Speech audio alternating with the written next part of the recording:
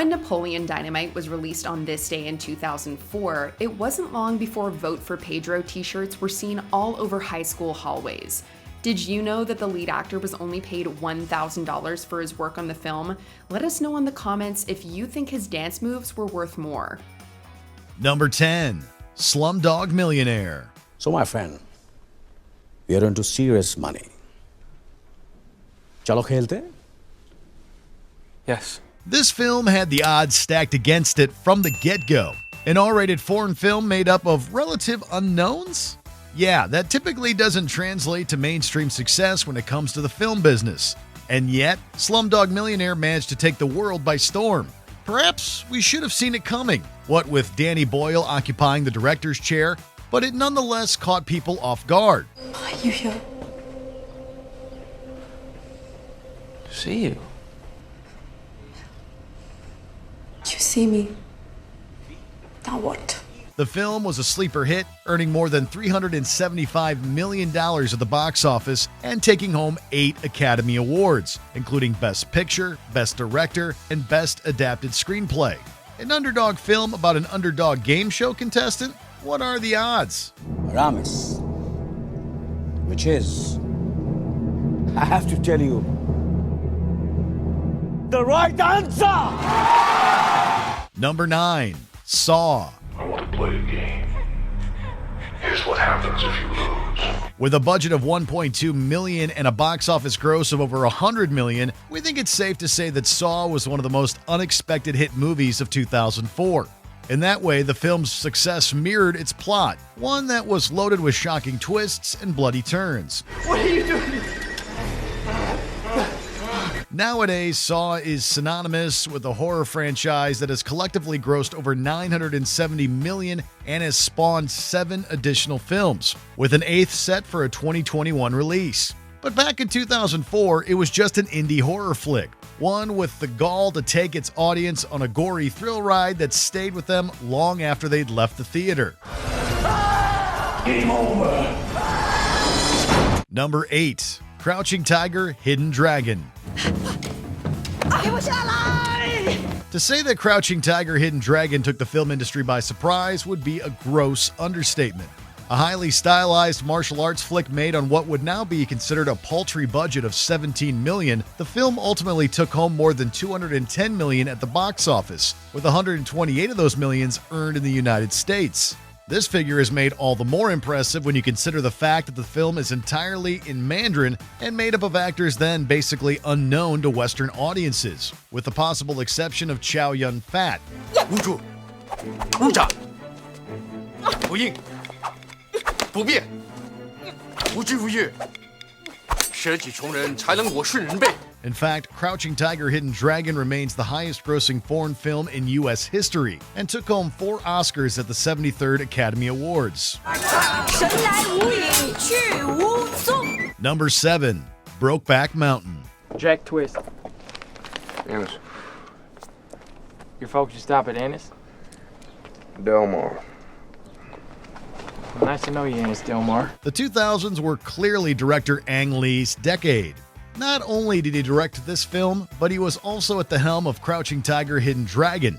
Considering the progress we have made since, it may be hard to imagine a film about forbidden love between 2 cowboys, played by the late Heath Ledger and Jake Gyllenhaal, not succeeding. But 2005 was a different time, and Brokeback Mountain's unique narrative made it a risky project. Thankfully, the beauty of Lee's direction, coupled with the performances turned in by the film's lead actors, earned it the attention it so rightfully deserved. It was not only a financial success, but received 8 nominations at the 78th Academy Awards. I wish I knew how to quit you. Why don't you just let me be, huh? Number 6. Juno. Well, you know where the lavatory is. You pay for that pee stick when you're done. Don't think it's yours just because you marked it with your urine. In retrospect, Juno seems like a surefire hit, what with its all-star cast, witty script, and spot-on direction. But back in 2007, Elliot Page, Michael Cera, and Jason Bateman were hardly the well-known commodities they are today. Writer Diablo Cody was a relative unknown, and director Jason Reitman had just one major film under his belt. With that in mind, hopefully you can understand why Juno's critical and commercial success were considered so shocking when it was initially released. Who was the father, Juno? It's Polly Bleecker. Polly Bleecker? What? I didn't think he had it in him. I know, right? In the end, the little indie flick about a pregnant teenager struggling to navigate the predicament became a worldwide phenomenon, grossing hundreds of millions of dollars and winning a slew of awards. I don't see that anyone can see anyone else but you. I kiss you on the brain in the shadow of the train. Number 5. Little Miss Sunshine. Small budgets and troubled productions rarely equal success in the film industry. Of course, Little Miss Sunshine wouldn't be on our list unless it managed to surpass those expectations upon its release. You must have been very busy. Oh, I had second-degree burns on my Johnson, I kid you not. Really? Forget about it. What are you guys talking about? Politics. Much of the film's surprising accomplishments were due to its fantastically unique screenplay, brilliant ensemble cast, and a whole lot of word of mouth. In fact, it took almost a full month before the film earned a wide release, having previously debuted in just 7 theaters. I can't slow down. I can't slow down. Let's go. Help it. It ultimately proved its doubters wrong when it took home over $100 million at the box office, as well as 2 Academy Awards.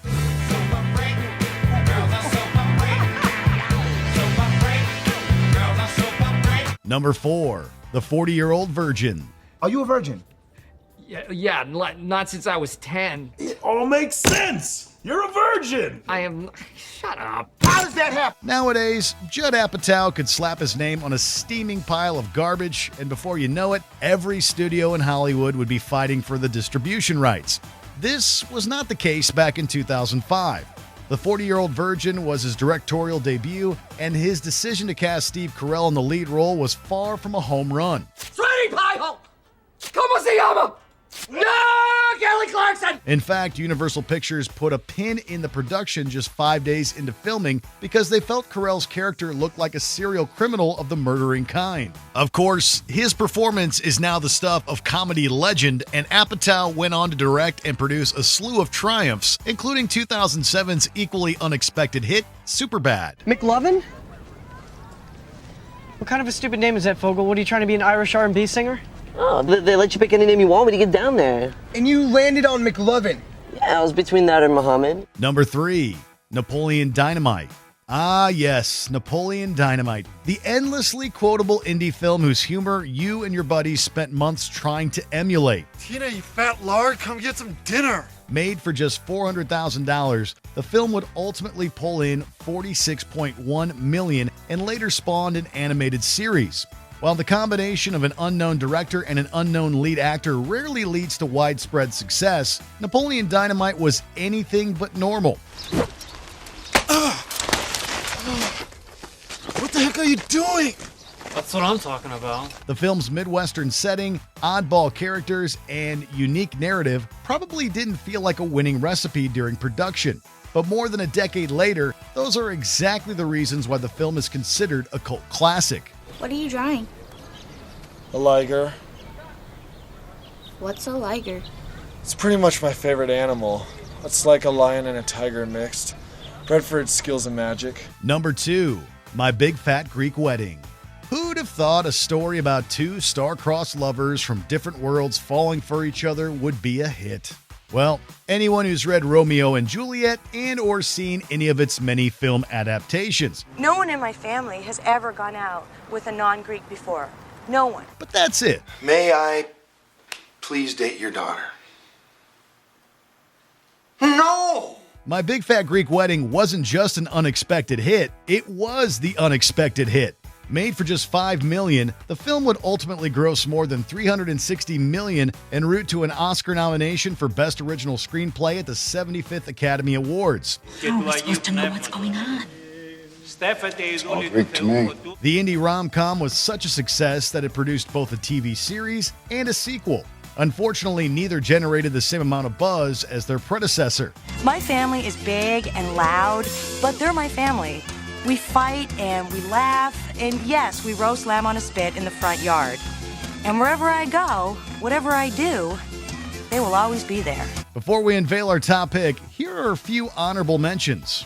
Lost in Translation, Alienation and Romance in Tokyo with Bill Murray and Scarlett Johansson. For relaxing times, make it Suntory time. I'll have a vodka tonic. Thanks. Eternal Sunshine of the Spotless Mind, a poignant sci-fi comedy drama about a relationship between Jim Carrey and Kate Winslet. I wish I'd stayed. I do. Well, I came back downstairs and you were gone. I walked out the door. Why? I don't know. I felt like a scared little kid. I was like, it was above my head. Number 1, Paranormal Activity. The number of reasons why Paranormal Activity should have failed is seemingly endless. I just want you to know that if things progress or get worse in any way, I don't want to mess with the camera stuff anymore. I don't want to make it mad. For starters, it was director Oren Peli's first film. Second, lead actors Katie Featherston and Mika Sloat had appeared in a combined 3 films prior to starring in this one. And third, the film had a budget of just $15,000. You heard that last one correctly. $15,000. And yet, Paranormal Activity not only grossed more than $190 million, it ultimately spawned multiple sequels to the tune of nearly $900 million. You heard that last part correctly. $900 million.